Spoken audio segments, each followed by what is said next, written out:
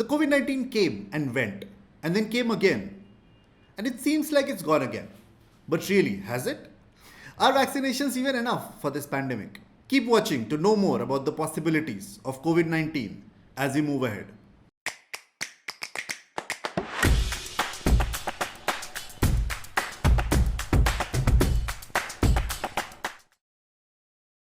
Hi and welcome back. This is Amit from smartmedicalbuy.com, and today we will be looking at how pandemics evolve and what does it say about the duration and possibilities of the COVID-19 third wave. To begin with, let's first understand that the last pandemic, which was the influenza, hit us over 100 years ago and is still killing over 3 lakh people per year. 100 years later. I know it's crazy and unbelievable. And yet, here we are, dreaming that somehow this virus will disappear from our lives. Newsbreak, it won't. The safest guesstimate would be that just like the pandemics before this one, there will be multiple waves of the virus. And after a period, the virus should settle down and become a part of our lives, just like the influenza has. That means that the third wave of this virus is inevitable. How big or small, no one knows yet.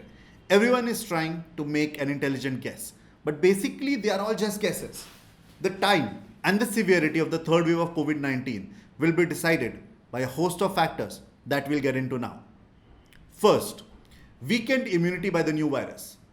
The virus, as we all know, mutates over a period due to multiple human and environmental factors that are again unknown. And each virus mutation is slightly different in its transmissibility and severity. And every time this virus hits our body, we are able to generate some antibodies to fight it, right? The issue is that given enough time, this virus can create enough versions of itself that can no longer be affected by the antibodies that were created while basically fighting the first or the second viruses, right? To simplify this, think of Kamal Hassan in a plethora of movies he has done. And then came Chachi 420, where unless we were told, most of us would not have been able to recognize him at all. It's exactly the same. While that was all fun and all, this pandemic will not be. Second, slow vaccination rate. The world is a large place with over 7.8 billion people, and vaccinating all of them is not an easy task. And while we are trying to vaccinate all of them, the virus is also finding new ways to survive. In the last 6 months, only about 12% of the world population has been fully vaccinated, and under 25% of the world population has been partially vaccinated. At this rate, it will take us about 2 to 2.5 years to vaccinate the world population. So it is not difficult to imagine that by the time we are able to vaccinate all, the vaccines themselves might get outdated to fight the newer and the more powerful mutations of this. It does not mean that we do not vaccinate, which will surely safeguard us today, but it does mean that there might be newer vaccines required as we head into the next decade. Third, lockdown openings and complacency. Now, most countries, including India, have again declared a victory over the coronavirus and opened up their streets for everyone. Agreed that we cannot stay in a lockdown forever, but the openings need to come with valid warnings and clear instructions to keep ourselves safe. And the citizens also need to take it upon themselves to educate and keep their guards up to survive the pandemic and ensure that the transmission of this virus is halted at its first step, and that we do not give this virus a chance to turn our bodies into a mutation host. Fourth, kids.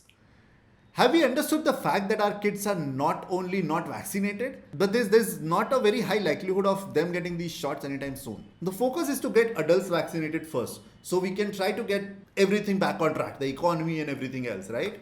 And that might be the right thing to do. I'm not hitting against it. Now, that might not be the worst thing to do given the hit our economy has taken and how many people have faced deaths of their adults in the families. And I'm in no way refuting the sensibility of this format.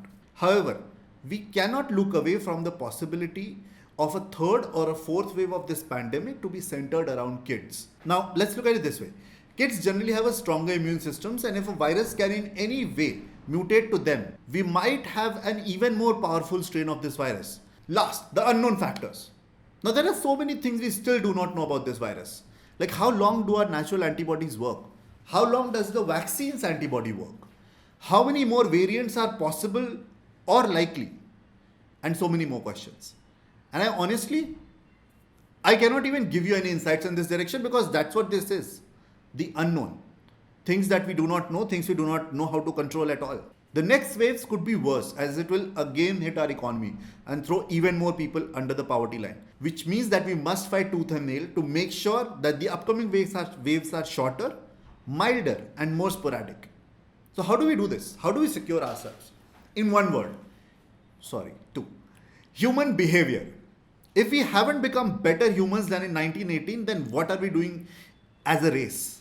As a more advanced race than 100 years ago, than the one we had 100 years ago, humans must ensure that our basic behaviors have to change to be able to fight off the third wave. Regular COVID norms are going to continue. They have to continue for at least another 6 months, if not longer. Masking up, sanitizing, social isolation, these are still very, very basic requirements to keep this virus at bay. And I understand it is getting more and more difficult with each passing day for each of us. But that's what it is. If you do not want a worse and a worse and a worse version of this virus, we need to stop it at some point of time. And continuing with our regular COVID norms is an important thing to do even at this point of time. Second, kids stay home for as long as required. No matter what, yours or their frustration, a kid's wave could be the worst of all if it arrives. And a kid's strain could even be deadlier, as we spoke about earlier. Third, stop traveling. I mean, where do I even start with this? Please stop this madness of traveling from city to city for no rhyme or reason. I'm just out of words. I'm out of words looking at the sightings of blocked roads in Shimla and Goa. It is shameful. Work from home is all good, but this hunger of wanderlust has to stop. There obviously is a extremely lusting virus around you who's clearly waiting to pounce on every given opportunity. Fourth, religious and otherwise gatherings. Again, just stop. No God wants you to be stupid. No God wants you to die. Every religion teaches us self-preservation and safeguarding our loved ones as our first and if not the only important priority. And if you're not doing your best to keep yourself and everyone around you safe, you are basically doing your gods and your religion a great disservice. Remember, if we do not end this virus once and for all, there will always be some carriers that can create mutations, and we will always need to keep our guards up and stay prepared for another wave of this pandemic. And who knows what this virus will be called 5 years from now if this keeps going on. If you like this video, do press the like button below. And if you want to see more content like this, do press the subscribe button along with the bell icon.